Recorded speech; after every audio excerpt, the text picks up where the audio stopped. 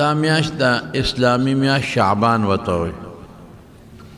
او زمونږ پښتانه ورته شوق قدر میاشت وایي او د شوق قدر دا میاشت چې ورته مونږ وایو نو دا اصل کې شب قدر دی. شب فارسی لفظ شپې ته وایي او قدر عظمت او لویه ته وایي. د لویه د عظمت او د برکت شپه نو په دې میاشت کې یو شپه ده چې هغه 15مه شپه ده د دې میاشتې د الله په نزد د عظمت شپه ده. دقه رنګې په دې میاشت کې چې دا کومه شپه ده چې د دې شپې ته شب قدر وایي د عظمت او د لویه او د برکت شپه دا هم ډېره قیمتي شپه ده. د دې ډېر نومونه دي، علماء د دې ګڼ نومونه لیکلي دي. کشاف کې زمخشري په 4م جلد کې په 202 یا صفحه باندې او ساوي زمونږ یو حاشیه ده د جلالین او امام رازی په تفسیر کبیر کې د دې مختلف نور نومونه هم لیکلي دي. دې ته لیله مبارکم وایي د برکت شپه. ان انزلناه فی لیلة مبارکة. بعض علما ټول نه، بعض وایي چې همدا شپه ته مراده ده. لیله مبارکه د برکت شپه. لیلة البراءة هم ورته وایي. براءت خلاصي ته وایي. هلکه وایي جج پلان کې سړی بری که او خلاص یې که نو لیلة البراءة او زمونږ د اردو خوانان ورته شب برات وایي. لیلة البراءت په دې شپه الله پاک ډېر مخلوق د جهنم نه آزادوي. څونه فایده شو. لیله مبارکه د برکت شپه، په دې شپه باندې الله ډېر برکتونه نازلوي. او لیله براءت خدای پاک په دې شپه ډېر مخلوق د دوزخ د اور نه آزادوي. لیلة السکم ورته وایي. دا لیکلی دی امام رازی لیلة السک د دستاویز سک دستاویز ته وایي، اسټامپ ته وایي د دستاویز شپه. په دې شپه باندې الله پاک د دنیا فرشتو ته د راتلونکي د یو کال تقدیر دستاویز ورکړي چې دا ولیکي او بیا د رمضان کې چې کوم لیلة القدر شپه ده په هغې د دنیا فرشتو ته حواله کړي. لیلة الرحمم ورته وایي د رحمت شپه. د خدای پاک رحمتونه په دې شپه باندې راورېږي. څومره ښکلي نومونه دي چې د کوم څیز نومونه ډېرې دي کې عظمت یې او لویي وي پکې د خدای په نس. دا ګڼ شمېر نومونه دي وروڼو د دې. اوس دا کوم حدیث چې ما درته ولوسته دا په مشکات شریف کې هم شته او په ترمذي کې هم دی. رسول الله صلی الله علیه وسلم فرمائی ان الله ینزل لیلة النصف من شعبان چې خدای پاک د شوق قدر په دې 15مه شپه په نیمه یعنی 15مه شپه د دنیا د نږدې اسمان ته راکوزېږي. د خدای داسې کوزېدل نه لکه زمونږ او ستاسو په شان. دا د خدای یو صفت دی، په مطلب یې نور موږ نه پوهېږو چې څنګه الله راکوزېږي. خو الله ځان له د کوزېدو یو صفت ثابت کړی دی. خو زمونږ د کوزېدو په شان نه چې د یو مکان نه بل خوا ځي. الله د مکانیت او د زمانیت نه او د جسمیت نه مبرع او منزه دی. نو څه کوي الله پاک؟ یا د خدای رحمت را کوزېږي. فیغفر لاکثر من عدد شعر غنم لبني کلب وفي روایت لکلب. د بنو کلب قبیلې خلکو به ګډې چیلې ډېرې ساتلې. نو د بنو کلب قبیلې د ګډو چیلو د ویښتو نه زیات مخلوق پکې الله پاک بخي. په دې حدیث بعضې علماو څه کلام کړی دی پراویانو حقیقت. لیکن عبدالرحمن ابن عبدالرحیم مبارک پوری رحمت الله علیه هغه په تحفة الاحوذی کې لیکلی دي چې دا د ګڼو صحابو نه ثابت دی. نو خامخا ولا اصل شته. دا د څومره صحابو نه دا حدیث منقول دی چې هغه نومونه درته وایم. دا حدیث خو یو نقل دی د حضرت ابوبکر صدیق رضی الله عنه. دویم دا حدیث ته حضور پاک نه نقل کوي حضرت علی رضی الله عنه. دریم دا حدیث تا رسول اللہ مبارک نا عائشہ صدیقہ نقل کئی سلورم عبداللہ ابن عمرو ابن العاص دا حضور پاک نا نقل کئی پنزم معاذ ابن جبل رضی اللہ عنہ نقل کئی او شپگم حضرت ابو حریرہ رضی اللہ عنہ دے اوم حضرت ابو ثعلبہ خشنی رضی اللہ تعالی عنہ دے اتم حضرت عوف ابن مالک رضی اللہ عنہ دے او نہم حضرت ابو موسیٰ اشعری رضی اللہ عنہ دے او لسم حضرت ابو امامہ باہلی رضی اللہ عنہ دے او یو لسم عثمان ابن ابی العاص رضی اللہ عنہ یول الصحابہ دا حضور پاک نے نقل کے دا هر یو بیا ځان له سند دی نو که په یو سند کې کمزوریالی وي خو چې دا ډېر یو ځای شي نو دا مضبوطوالی پیدا کوي حدیث په کومو کتابونو کې دی چې هغه هم درته ووایم دا حدیث په ترمذي کې هم شته دا حدیث په نسائی کې هم شته سنن د نسائی چې ورته وایي دا حدیث ابن ماجه کې هم شته دا حدیث په مصنف د ابن ابي شیبه کې هم شته دا حدیث په مستد د بزار کې هم شته دا حدیث په معجم کبیر د طبرانی کې هم شته دا که حدیث په سنن کبرا د بیهقي کې هم دی دا حدیث حیثمی په مجمع الزوائد کې مروړلی دومره کتابونو کې دا حدیث شته او ورسره زمونږ د تابعینو او د تبع تابعینو د امت تعاملم دی دا غي عملم په دې چالو دی دومره مخلوق خدای بخي اس ترمذی کے چکم حدیث تے غدا سے دے عائشہ صدیقہ رضی اللہ تعالیٰ عنہ فرمائی وی دا شپی راوی خشم پدی پینزل لسم شپا دا شو قدر نو چی میوکت نو رسول اللہ صلی اللہ علیہ وسلم نو ذرا پاس ایدم چی خدای حضور پاک سشو نو ورپس روان شما نو تلم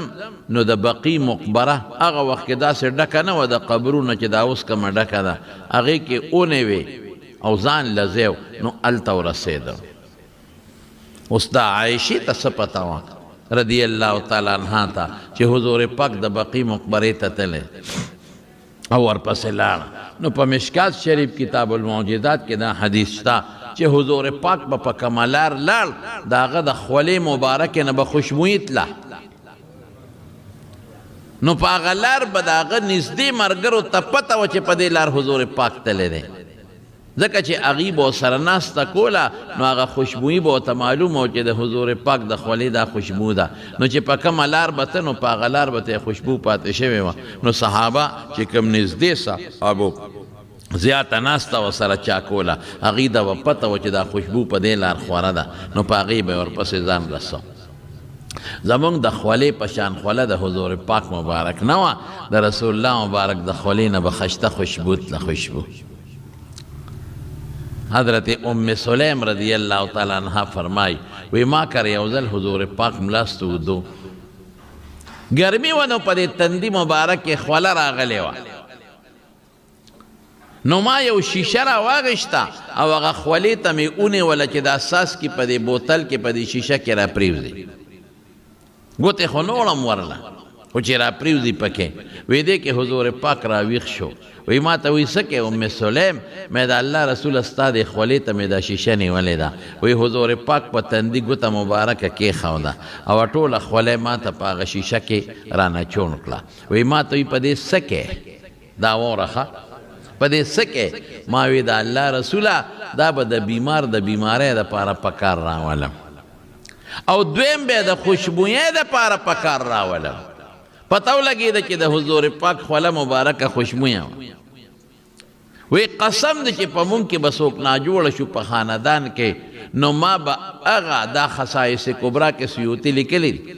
نو ما با اغا بوتل را واغشتا غا شیشا او پا بو کے با میں کے خوندا معمولی با میں گوتا لمدکلا پا بو کے با میں کے خوندا وی مریض دا با پی خدا پاک شفا ورکولا او چې چرته به واده خادی لتلم نو ما به ګوته په هغه خوله مبارکه د رسول الله مبارک کې ښوده او هغه به مې په ځان پورې کړه وایي چې واده بله به لاړم ما ته به ښځو وې چې ام سلیب دا څه خوشبو دې پورې کړې ده داسې خوشبو خو مونږ چاته نه ده کتلې ما به وې دا زما د دواړو جهانو د مبارک سردار د خولې خوشبو ده نو دا رسول اللہ مبارک دا خولینا با خشتا خوشبویت لمزیدار اخکل نو عائشہ صدیقہ رضی اللہ تعالیٰ عنہ دا بقی مقبرے تا ورو رسیدہ چی ورسیدہ حضور پاک پا سجدہ پروت تے دومر اگدہ سجدے اکللا چی عائشہ بی بی فرمائی ویزا او یریدم چی خدای مکہ پا دے سجدہ کے حضور پاک وفات شوی نہیں دومر اگدہ سجدہ وقت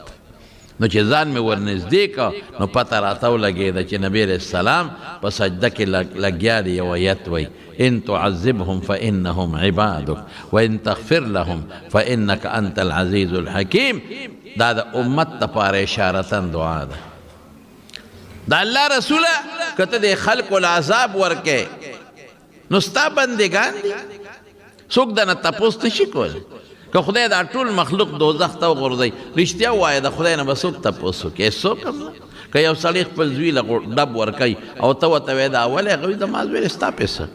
که یو خپل نوکر له یو سړی ډب ورکوي او ته ورته وایې دا ولې لنډ جواب به درکوي دا زما نوکر دی ستا راباندې څه خپل کار کوه که یو سړی خپل څادر راوالي مثال په طور او چاله خیراتي ورکوي خرڅوي یو بو کې غورځوي ځه او ته وایې دا دې ولې نو یاره ستا پکې څه قاعده خو زما څادر دی نو دا ټول مخلوق د چا بندګان دي د الله نو چې الله ورسره څه کوي کولی شي قسم دې که تپوس دې څوک وکړی شي ان تعذبهم یا الله که ته دې له عذاب ورکې فانهم عبادک ستا بندګان دي ته ورکولی شي ستا بنده دی بس بنده سره چې څوک څه کوي کولی شي او ته چې څه کارم کې نو اب ستا رحم وي ستا عدل وي ستا انصاف وي څوک در تپوس ته شي کولی خو دویم ټکي ته واوره وان تغفر لهم فانک انت العزیز الحکیم او که خدای ته بخې که نه نو ته ډېر زورور یې څوک درته نشي ویلی چې دا دې ولې وبخل او د حکمت خاوند دی پروردگاره څوک دم نشي ویلی چې دا ګناهګار یې وبخه دی ولې وبخه دی کې به هم د الله څه حکمت او راز بی اشاره یې ورکړه دعا یې وکړه چې الله ده ما په دې امت رحم وکړه خدایه رحم وکړه ګناهګار باندې رحم وکړه دا چې کوم بېدینه دی په ده باندې رحم وکړه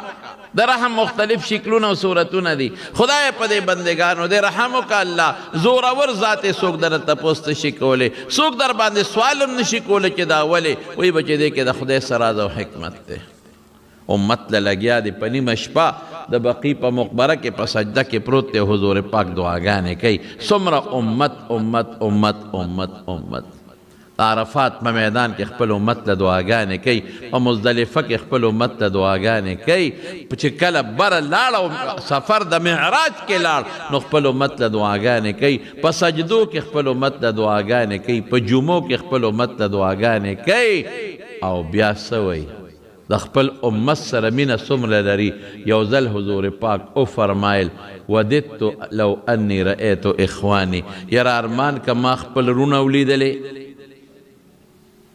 ارمان که ما خپل رونه ولیدلې صحابه ورته وایي ولې موږ دې رونه نه یو موږ ستا رونه یو که نه انما المؤمنون اخوة موږ مسلمانان یو موږ ستا رونه یو که نه وی انتم اصحابي تاسو مې ملګري یې رونه څوک دي تاسو مې ملګري یې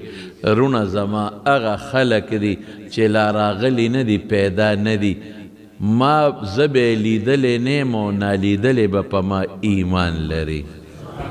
الله اکبر مونږ ته حضور پاک خپل رونه ویلي دي رونه څومره لویه خبره ده زه به لیدلې نیم زما معجزې به لیدلې نی زما برکات به لیدلې نی او ما به مني ما ته به پیغمبر وایي امیرونه دي نو صحابه ورته وایي ته به د خپل رونه د قیامت په میدان کې څنګه پیژنې مونږ خو به پیژنې مونږ خو ملګري یو نو لیدل کتل کېږي یو ځای ناستې پاستې کېږي جهادي سفر کې یو ځای سره ملاقات کېږي هغه رونه چې ته وایې زما رونه ما ارمان ولیدلې قیامت په ورځ به په څه پیژنې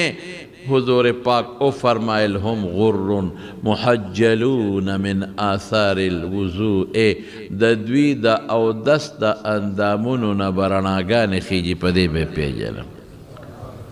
او دس پخوانو امتونو هم کړی دی او زمونږ امت هم کوي لیکن دا زمونږ د امت خاصیت دی چې څوک اودس کوي نو چې په کم اندام د اودس اوبه ورغلې د قیامت پر ورځ به هغې نه چمک به ځي برېښنا به کوي پړقار به کوي په دې به حضور پاک د خپل زړونه یعنې موږ به خدای په دې رسول الله په دې پیژنې صلی الله علیه وسلم څومره مینه موږ سره پیغمبر کړې ده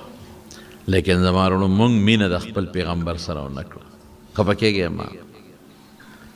موږ سره رسول الله مبارک مینه کړې ده موږ ته دعاګانې کړې دي موږ له جړا کړې ده موږ له فریاد کړې دی د بقي مقبرې ته په نیمه شپه تللی دی موږ له جړاګانې کړې دي خو موږ ورسره مینه ونه کړله زموږ مینه څه ده زموږ مینه دا ده چې موږ د پیغمبر سنت پیغمبر سره مینه خو دقه ده که نه چې د هغه سنتو سره مینه وکړي موږ د پیغمبر سنتو سره مینه ونه کړه د پیغمبر طریقه موږ خپله نه کړه د پیغمبر په نقش قدم موږ لا نړو او د حضور پاک اخلاق موږ خپل نه کړل چې د پیغمبر مبارک کم خوی دی او کم اخلاق دی دا موږ خپل نه کړل د رسول الله مبارک په نقش قدم موږ لا نړو کم شی چې پیغمبر خوښوي موږ خوښ نه کو کم چې نه خوښوي موږ هغه خوښو د پیغمبر تهذیب د پیغمبر د زمانې د صحابو شکلونه او د پیغمبر د بیبیانو پردې او حیا په خدای که موږ خپلې کړې په بې حیایۍ به حضور پاک خفه کېده موږ نن ټول کشر کل بې حیا دي نن زنانه ټولې بې حیا دي په خدای قسم په بې سترۍ به رسول الله مبارک خفه کېده نن جینکۍ ټولې بې ستره دي او بې پردې دي په دروغو به خفه کېده په غیبت به خفه کېده د مسلمان په سپکه به خفه کېده په دوکه به خفه کېده په دروغو به خفه کېده موږ دا ټول کارونه کوو ایران کې یو شاعر بېدلې نومې بېدل او زبردست شعرونه به یې وي خفه کېږو به نه زما خبر اصلاحي وي رڼو داسې شعرونه به یې وي لکه څنګه چې سعدي صاحب وایي عبدالرحمن بابا په پښتو کې وایي داسې خشته شعرونه به یې وي نو د هندوستان نه یو سړی ایران ته لاړ چې دا بېدل شاعر وګورم چې دا به څنګه سړی وي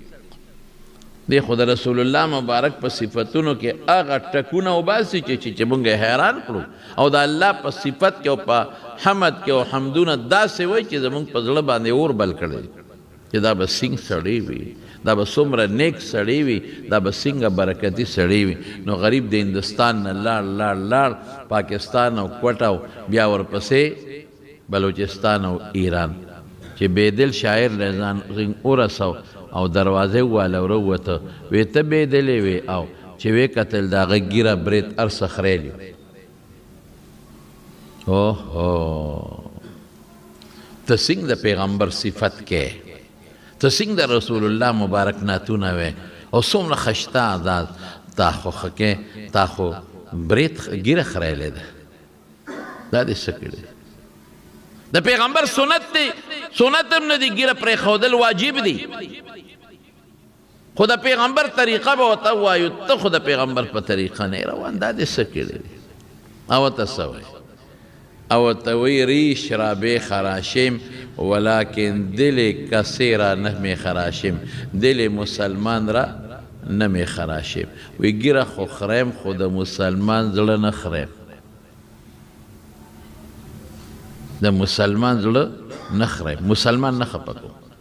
خوی مې ښه دی اخلاق مې ښه دی ریش را مې خراشم ږیره خریم د مسلمان زړه نه خریم هغه هندوستاني مسلمان ورته څه وایي داسې ټکې ورکړه چې زموږ دپاره تر قیامته پورې یو قیمتي خبره ده او ورته وایي غلط گفتی وی غلط دې وې دل رسول الله را مې خراشي د پیغمبر زړه خری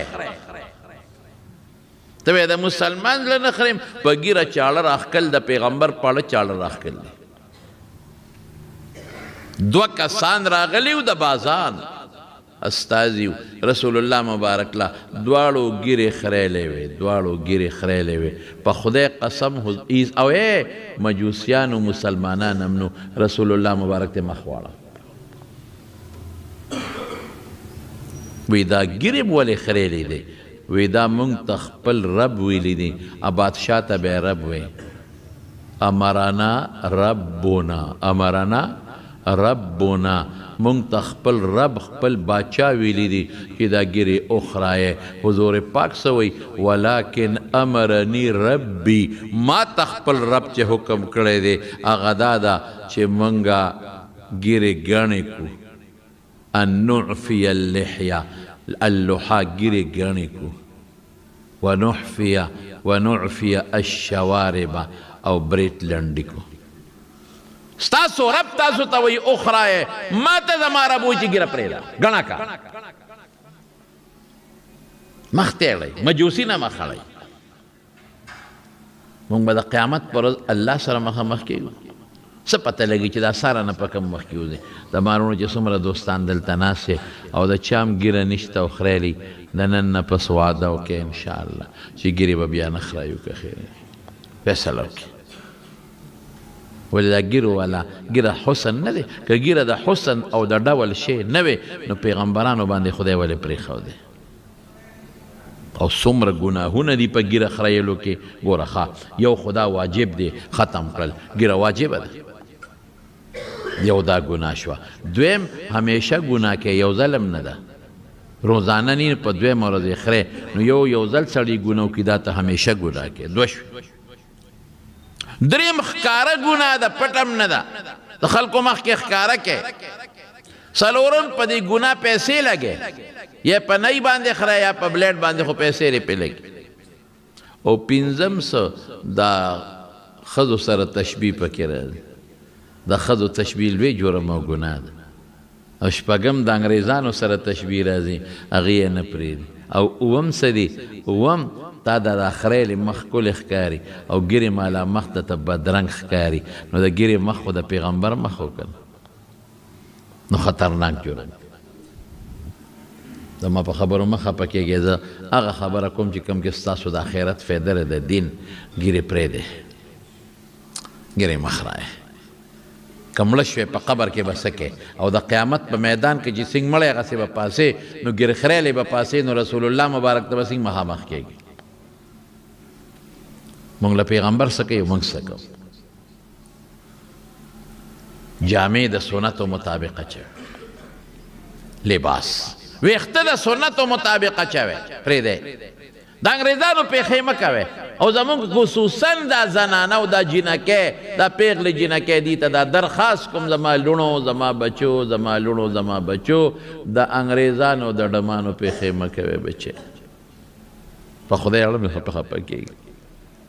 زما آواز چې څومره اوري که په کیسټ کې اوري که په موبایل اوري ټولو ته وایم چې بچې د انګریزانو پیښې مه کوئ او د ډمانو پیښې مه کوئ د بی بی فاطمې پیښې وکړئ او د بی بی عایشې پیښې وکړئ شکل د عایشې بی بی په شان جوړ کړئ او شکل د فاطمې بی بی په شان جوړ کړئ خشته شکلونه جوړ کړئ پرده وکړئ پرده دا ستاسو دا ښکلي وجودونه مې په دوزخ نه دي پیرزو ګورئ رسول الله مبارک فرمایي چې اخره زمانه کې به داسې ښځې راشي کاسیات عاریات جامې به یې اغوستې او بربنډې به نری لباس به یې که نه نو بربنډه شوه مټې به ښکارئ کټ لستوڼو والا وي نو ښکاره شوه پړونې نشته نو سر ښکاره شو برقه نشته نو سټ او سر او لاندې ښکاره شو او تنګ پنسې د ګیټو ګیټې لاندې ښکاره شوې او تنګ تروس جامې مایلات ممیلات چې په لاره ځي نو خلک به ځان ته رامایل کوي چې موږ ته هلکانو ګوري او دی به هلکانو ته ځان مایل کوي یا د مسلم شریف حدیث دی رونو ښه واورئ که نه دغې بچیانو ته ویم دې لوڼو ته ویمه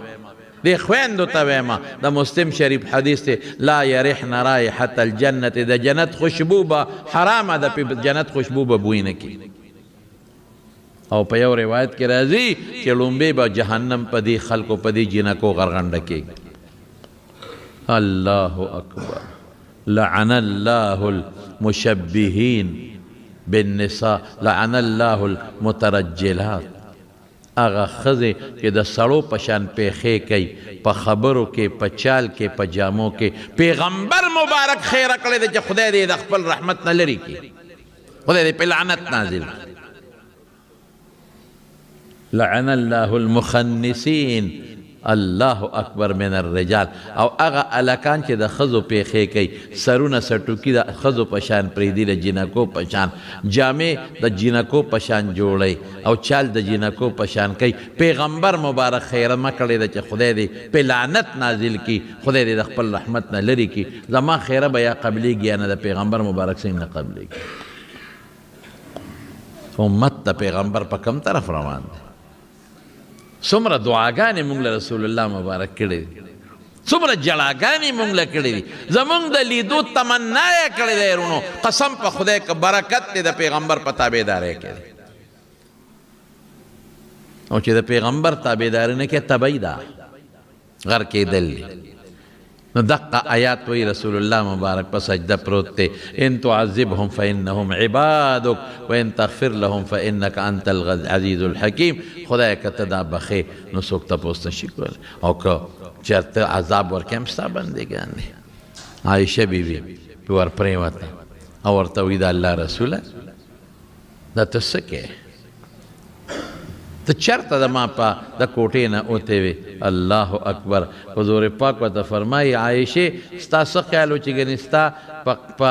په شپه کې زه بلې بیبي له ورغلی یم ستا نه پاڅېدم بیبیانې خو نهه وې نو زه بلې له تللی یم یو د الله رسوله ما وی چې که ته چې د بلې بیبي له ورغلی وی نه عایشې زه ودوم او جبریل علیه السلام راغی او زه یې پاسولم او ما ته وی هله شا به ډېره قیمتي شپه ده د دعا د قبلېدو شپه ده که دعا کې د امت لپاره شا به وغواړه نو دې ځان له ځای ته رالم چې هېڅوک هم نه او زه خپل رب ته د خپل امت لپاره لږه جړه وکړم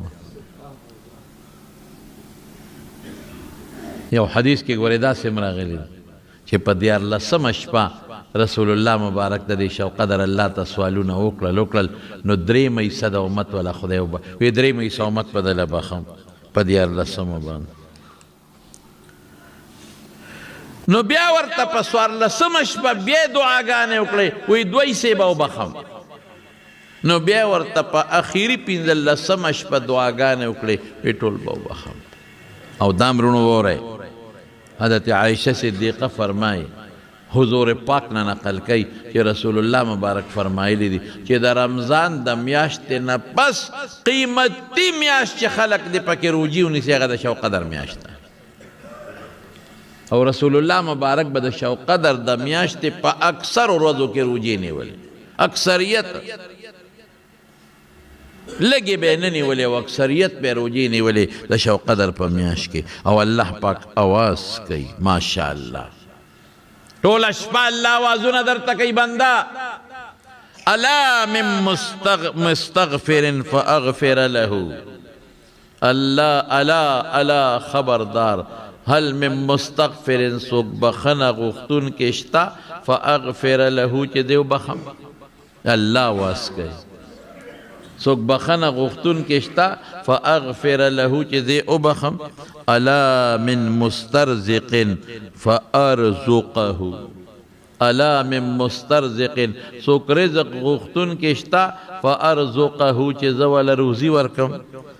ماشاءالله هلکه مونږ خو بخنه غواړو د خدای نه کنه روزي هم د خدای نه غواړو او دریم څه عجیبه خبره کوي الا من مبتلا فاعافيه یا فاعافيه شته څوک په تکلیف کې انخته چې د دې تکلیف نه وباسم شته څوک بیمار چې د بیمارۍ نه وباسم شته څوک په مقدمه کې انخته چې د مقدمې نه وباسم شته څوک په دشمنۍ کې انخته چې د دشمنۍ نه وباسم شته څوک یا څوک په بچي یا ښځه په تکلیف او په غم کې انخته چې دې ته وباسم حتی یطلع الفجر تر سبا خطو پورې الله دغه آوازونه کوي حضرت علی رضی اللہ عنہ فرمائی سو خبریں کئی درے کئی بخن غختو والا شتا کیوں بخم ماشاءاللہ رزق غختو والا شتا چی روزی والا ورکم او سو انخط شتا مال کے بدن کے بچی کے بل کے تکلیف زدہ مصیبت زدہ چی دا آزاد کم دی مصیبت و تکلیف و غم نے لرے کم تر سبا پور اللہ وازو مالا خدای سونا میرا باندے مونگ بیام سر تختو مونږ له بیا هم خوب شپه خوږه ده او خوب به پکې کوو یو خبره درته وکړم یو څو نه بخي ګورې ام واره یو څو نه بخي یو مشرک نه بخي چې الله سره شرک دی ان الله لا يغفر ان يشرك به ويغفر ما دون ذلك لمن يشاء شرک نه بخي مشرک بالکل نه بخي هغه انسان به بخي چې هغه موحد وي الله په ذات کې او په صفات او په افعالو کې یو ګڼي خدای سره شرک نه کوي یو خو هغه شرک دی چې وي دوه خدایان دي یو خو هغه شرک دی چې بوتانو ته سجدې کوي دام شرک دی چې د الله خاص صفت بنده له ورکوي لکه زه به یو مثال درکم جوړونکی د خدای صفت دی او ته وایې نه ما پلانکې زیارت ته لازم چې ما جوړ کي پلانکي پیر صاحب لازم چې ما جوړ کی نه نه نه سبب به استعماله ډاکټر لزا خدا به نه وایي چې ډاکټر به مې جوړوي ډاکټر به علاج کوي جوړونکی به مې څوک کوي بس مالا پلان کې زیارت لازم او مالا با هغه به مالا زوی راکوي زوی نشي درکولی زوی به څوک درکوي الله ډاکټر لزه علاج به دې کوي خو ډاکټر زوی نشي درکولی ډاکټر زوی درکولی شو ځان له به ډېر پیدا کوي بعضې د الله خاص صفتونه دي هغې کې به م الله سره شریک نه جوړی یو دا سړی دی چې موحد یعنی مشرک که په شرک په ذات کې وي او که په صفاتو کې وي او چې د الله کم کارونه کوي ته دا بندم کولی شي په دې کې تفصیل ډېر دی ما مخکې په یو ځل تقریر کړی بیا به هم پې وکړم انشاءالله مشرک نه بخي دویم څوک نه بخي آها کینې والا کینهګر چې دا مسلمان سره کینه او حسد ساتي دا ښکلی ولې دی دا مال یې ولې دی دا علم یې ولې دی دا رزق یې ولې دی دا سپینه جامې ولې ده دا خلک عزت ولې کوي دا ډېر خطرناک جرم دی حسد او بیا دا حسد په تاسو کې هم شته خو دا په موږ مولیانو کې ډېر دی سپیده ته وایم موږ مولیانو کې ډېر دی چې د دې مولا عزت ولې دی د دې مولا خلک قدر ولې کوي د دې مولا دا شاګردان او دا طالبان ولې ډېر دي دا لوی غم دی دا حسد کینه دا په خدای اعتراض دی دا نعمت چا ورکړی دی الله او ته دا ولې په خدای دې اعتراض د خدای نه دې ځان درون وګڼو چې خدای ته نه پوهېږې دا نه وه پکار دا چې زه څه ویم داسې پکار وه خدای ته دې بې انصافه ووې چې دا صدقې خدای دا انصاف نه دی دله دا مال ورکول نو پکار دا بچي ورکول نو پکار د عزت ورکول نو پکار حسدي نه به تختې چې چا کم حسد دی تختې به دی په ده د خدای قهر نازلیږي په ده د خدای غضب نازلیږي دنه تخته دا سړی دا حسدي سړی او کینهګر دی د عرفات په میدان کې هم خدای نه بخي دی لیلة القدر په هغه خاص ټیم هم خدای نه بخي دی کې هم ده بخي دریم څوک دی مدمن خمر چې همیشه شراب څکي ځکه یو سړي یو ځل څکلي او توبه ویسته چې بیا به نسکم ټیک شوه خو چې نه شراب او شراب او شراب او شراب دا هم پکې نه بخي څلورم څوک دی څلورم هم واوره چې دا پرتوک د ګیټو نه لاندې ځان پسې راکاږي کبرجن چې دا کبر کوي دا لویي کوي دا بل ته سپک ګوري او ځان لوی حسابوي او دا پنسي د ګیټو نه ځان پسې لاندې راکاږي دا هم نه بخي او بل هم واوره د مور او پلار نافرمان هم نه بخي مور او پلار نافرمانی به نه کوي مور او پلار عزت به کوي او شپږم چې همیشه ګناه کوي لکه ګیرې والا چې مې درته وویل یو ځل ګناه کې توبه وباسي ټیک ده خو چې بیا بیا کوي بیا بیا کوي بیا بیا کوي دا هم ورسره نه بخي دا خدای نه بخي او یو پکې بل هم دی اسو دی هغه انسان دی چې قاطع د رحمې رشتې خلکو سره رشته داري پرېږدي صلې رحمې پرېږدي صلې رحمې پکې نشته رور سره روان دی پلار سره روان دی تربور سره روان دی ماما سره روان دی خورۍ سره روان دی ترزوی سره روان دی چې دا صلې رحمې او دا رشته پرېږدي په رشته کې باید سړی ګورې یو خبره درته کوم چې په رشته کې لږ مالدار شي هغه نور یې وروره صاحب به د ګازره ورته نه ښکاري په رشته دارۍ کې چې یو مالدار شو او یو پټي اوچت شو یا لږ د عزت خاوند شو په خدای قسم نورو ته سپک ګوري غم خادم ورسره نه کوي کې نه مړه غمخادي ورسره ته نه کې ته څه شی چې ته مالدار شوې نو ته به غریب او زه وایم چې دا مونږ غریبانان چې یو که هغه یو سړی ویله کوي غریب خدای کړی نو دله چا کړی غریب خدای کړی نو دله چا کړی نو چې درته سپک ګوري خپله صله رحمي مه قطع کوه ته ورسره خپل سلام کوه خو نه ورته مه کېږه چاپلوسي مه کوه نورې مه مستوه روزي د خدای په لاس کې دی عزت د خدای په لاس کې دی ژوند او مرګ قسم په خدای د الله په لاس کې دی پروا مه ساتئ له چا یو الله پروا ساتئ د الله د رسول پروا ساتئ او د الله د فرامینو چې الله د ته هغې پروا ساتئ نو چا نه سترګې مه رپوئ د چا نه تمې مه کوئ روزي د خدای په لاس کې دی ژوند د خدای په لاس کې دی عزت د خدای په لاس کې دی نو دا قیمتي شپه ده زما وروڼو حضرت عیسی علیه السلام یو روایت شته وان کان فیه کلامونه لکه دی کې یو خبره شته خو خیر ده به ویمه حضرت عیسی علیه السلام په لاره تېرېده یو غر ته یې داسې وکتل او لوړ غر و داسې سوکه یې بره ختلې وه نو د تعجب وکړو چې خدای پاکه دا دونه دنګ غر او دا بره سوکه او په سوکه د پاسه یې داسې د پلیټ په شان د رکیبې په شان یو بله تیږه وې ځانده وه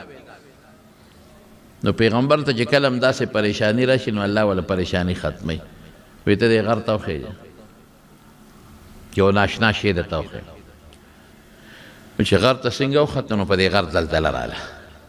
نو هغه چې کومه په سوکه بره تیږه پرته وه نو هته یو طرف ته پرېوته الله دا خو ناشنا وشو هغه دا خو داسې پرته وه لکه چې په لاس ته پاسه پلیټ په رکیبې نه سکوره کړي هغو ته یې پرېوته وی بره وخېږه ناشنا راته ښې چې عیسی علیه السلام نور هم بره وروخته او د غر هغه سوکې ته یې وکتل نو د هغه سوکې د هغه غر په سوکه کې دننه غار او په غار کې یو سړی لګیا یې د الله عبادت کوي اوهو خدایا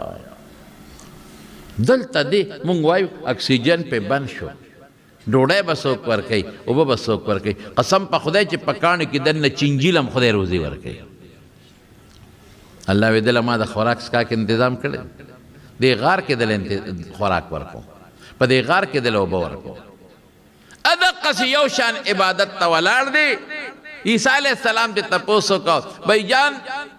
څونه موده دې وشوه چې ته د عبادت ته ولاړې وی 400 کاله وشو عمرونه هم پخوا زیات و د نوح علیه السلام خو 900 کاله صرف قوم ته تبلیغ ورکړی دی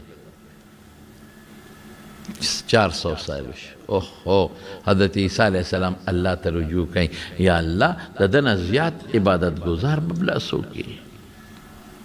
400 کاله خو دې دې غار کې تېر کړل چې نور به یې څونه کړي